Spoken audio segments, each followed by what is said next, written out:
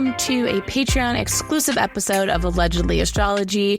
As you already know, every episode we break down the astrology that happened during some of the biggest scandals and events in pop culture and history. So Dana, who/what are we talking about today? They were talking about Gigi Hadid and Bradley Cooper.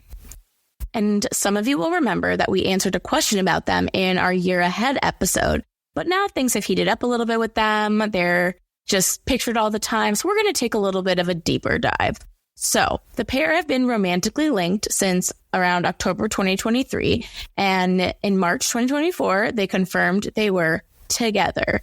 But of course, they are ultra private and low key. So let's look at their astrology and see if this relation has any longevity. Yes. And before we get into how they met, we're going to look at them individually first. So Gigi is an American fashion model and television personality and mother. She was named International Model of the Year by the British Fashion Council and has made at least 45 appearances in International Vogue, which is V-Chic. And Models.com ranked her as one of the new supermodels. And she's one of the highest paid models in the world. Yes. And her mother, Yolanda, was also a fashion model and her dad's really rich. So she got a leg up in that world. But her dating roster has included Cody Simpson, Joe Jonas, and Zayn Malik from One Direction. And Gigi shares her 3-year-old daughter, Kai, with Zayn. And shortly before dating Bradley, she was being pursued by Leonardo DiCaprio. Ew. So what's her big three? Gigi was born on April 23rd, 1995 at 6:26 a.m. in Los Angeles. And she has her sun and rising in Taurus and an Aquarius moon. I didn't realize she was a double Taurus, a sun and rising in Taurus. Yeah. That makes a lot of sense because she's very home-oriented. Yeah, home-oriented and so beautiful and just so warm. Having your sun in the first house makes you warm. You're sort of like interested in knowing that person. Or, I mean, at least I think she's very cool. I would like to hang out with her. And also getting caught for having weed. So Taurus. So yeah, she's known for her beauty and wealth, very Taurus themes. And she's ruled by Venus and Aries in her 12th house. So this lends an air of mystery around her. And since Venus is in detriment in Aries, I think it's also either people not giving her the benefit of the doubt in her private life or other like generally unsavory rumors are possible. It's also possible that the rumors could be true, right? Another interesting thing is that my other favorite Nepo baby, Lily Rose Depp, she is a Scorpio rising and she's ruled by Libra Mars in detriment in her 12th house. So maybe the 12th house could have to do with Nepo babies, something to keep in the back pocket. And Gigi has her Mercury and South Node also in Taurus in her first house. And so Mercury rejoices in the first house, and this indicates a strong intellect and an ability to connect with the world around her. And the South Node in the first house, it is some sort of like, I don't give a fuck energy in some regard, which also I personally think she has abhorrent self. Her personal style is very strange to me. So I wonder if that's a little bit of South Node in the first house, not really needing to appeal to other people. And she's, okay, so looking at her Aquarius moon, she was born between a lunar eclipse in Libra and a solar eclipse in Taurus. So this is, again, extreme circumstances in life. And Bella was also born during eclipse season. So once again, this Yolanda theory is building right now in real time. The wheels are turning. And she also, so generally an Aquarius moon is an aloof and a strong friend. And since her moon is in her 10th house, it's also what she's known for. She has a mystique, sort of like untouchability, but also a humanity about her. And she has Neptune on her midheaven. And so this just lends itself to fame and intrigue. Yeah, that first house, good for her, Also, I'm interested because, that one eclipse was opposite her Venus, the March eclipse. So maybe this is a real relationship and not as fake as even seeing the astrology looks so real, I still think it's fake. We'll get into Dana's feelings at the end. We'll try to stay a little more unbiased. Corner. Yeah. Also to Jupiter in the 8th house, like that family money. There you go. Brilliant. In domicile too. Yeah. So family money, what's up?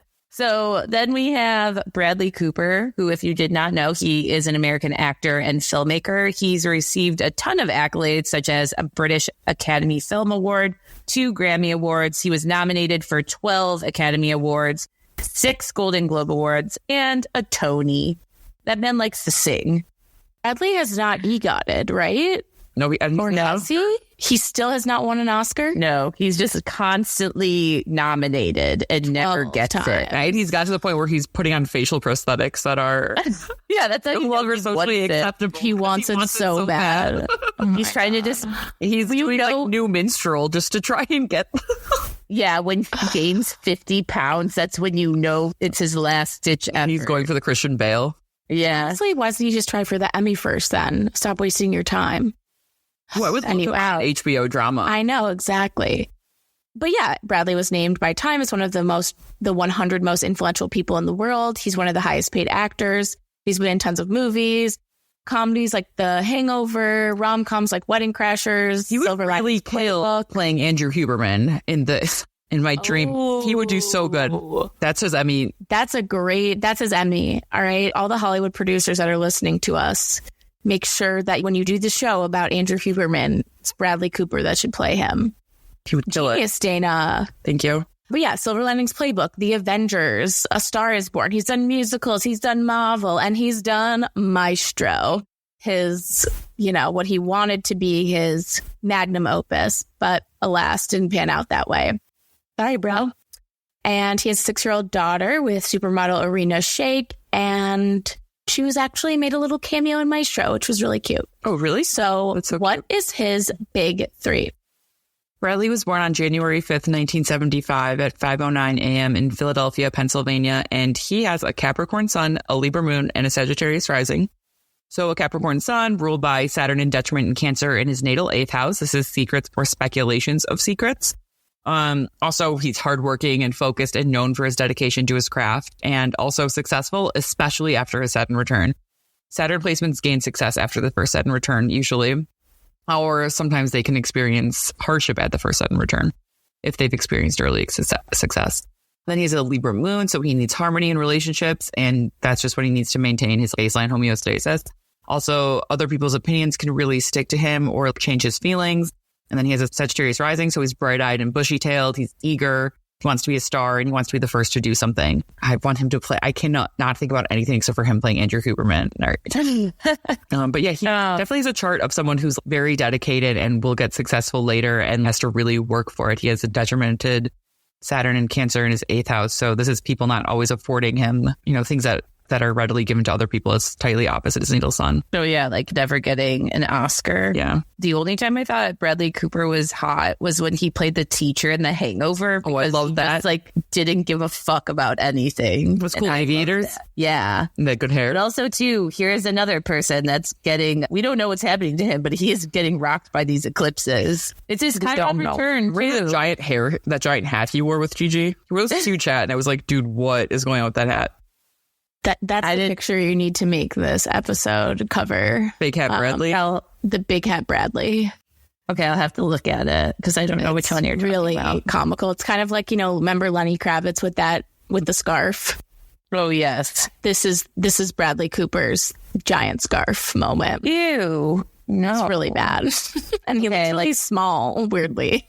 I made a note about the big hat as the visual, so just Google Big Hat Bradley and see what comes up. Big Hat Bradley. So Bradley and Gigi were said to be set up by his ex and the mother of his child, which is kind of weird. They're amicable.